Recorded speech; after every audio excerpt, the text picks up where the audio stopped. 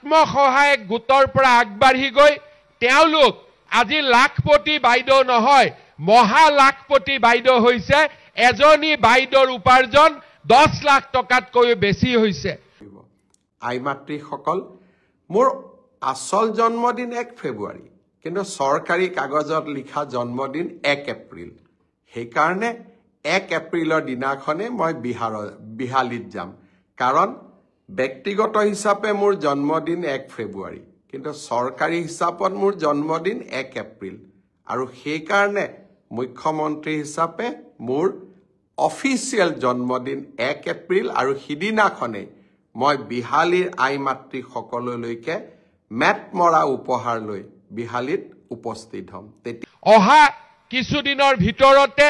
আমি আমাৰ অসমৰ মহিলা আত্মসহায়ক গোটক প্ৰথমতে 10,000 পিছত 25,000 তাৰ পিছত 50,000 টকা দিয়াৰ বহুত ডাঙৰ আঁচনি আমি কেইদিনমানৰ ভিতৰতে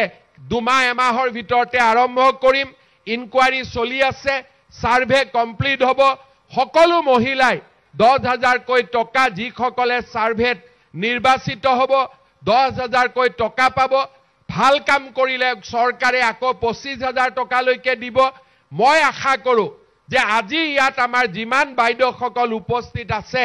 তেওঁলোকেও যাতে নিজৰ পৰিশ্ৰমেৰে প্ৰথমতে লাখপতি হয় তাৰ পিছত মহা লাখপতি হয় তাৰ বাবে মই আজি ইয়াত উপস্থিত থকা বাইদেউসকলক অনুৰোধ কৰিম হ'ব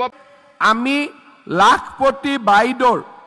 যি আমি আঁচনি হাতত লৈছিলো সেই আঁচনিখনো আমি ৰূপায়ণ কৰাৰ বাবে আগবাঢ়িম অৰ্থাৎ এতিয়া আমাৰ ভেৰিফিকেশ্যনৰ কাম চলি আছে আৰু ভেৰিফিকেশ্যনৰ কাম শেষ হোৱাৰ পিছত আমাৰ বিধায়কসকলৰ ওচৰলৈকে তালিকাখন যাব আৰু বিধায়কসকলে মঞ্জুৰি কৰি দিয়াৰ লগে লগে আমাৰ আত্মসহায়ক গ্ৰুপত থকা আই মাতৃসকলে 10,000 টকাকৈ চৰকাৰৰ পৰা বেংকত তেওঁলোকে ধন পাব